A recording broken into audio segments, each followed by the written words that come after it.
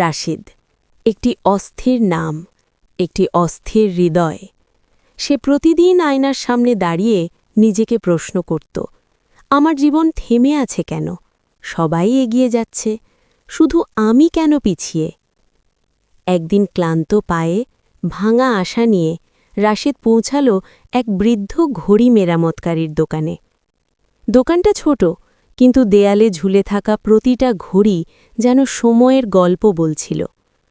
গভীর কণ্ঠে রাশেদ বলল, চাচা, আপনার কাজ এত ধীর কেন? এ যুগে তো সবাই দ্রুত চায়। হালকা হাসি, বৃদ্ধ মাথা তুললেন, চোখে ছিল অদ্ভুত শান্তি। বললেন, বাবা, ঘড়ির কাঁটা যদি তাড়াহুড়ো করে চলে, সময় ঠিক থাকে না। নীরবতা, 1 সেকেন্ড। বৃদ্ধ একটি পুরনো ঘড়ি খুলে ধরলেন, বললেন, এই ছোট্ট কাঁটাটা দেখছ? ও ধীরে চলে, কিন্তু ভুল করে না। আর যদি 1 সেকেন্ডও ভুল হয়, গভীর কণ্ঠে, তাহলে পুরো দিনটাই ভুল হয়ে যায়। দীর্ঘ বিরতি। রাশেদের চোখ ভিজে উঠল। সে বুঝতে পারল সে নিজের সময় চলেনি, সে দৌড়েছে অন্যের সময়ের সাথে।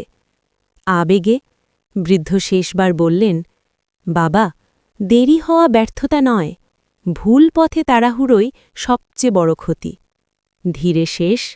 সেদিন রাশেদ নিজেকে ক্ষমা করল, আর যেদিন থেকে সে তাড়া করা বন্ধ করল, ঠিক সেদিন থেকেই তার জীবনের ঘড়িটা ঠিক সময় চলতে শুরু করল।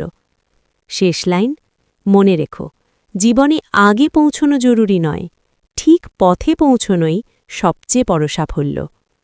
গল্পটি যদি আপনাদের ভালো লাগে, তাহলে অবশ্যই আমার চ্যানেলটি লাইক, কমেন্ট এবং শেয়ার করবেন। আপনার এই একটি লাইক, একটি কমেন্ট ও শেয়ারে আরেকটি ভিডিও তৈরি করতে উৎসাহ দেবে।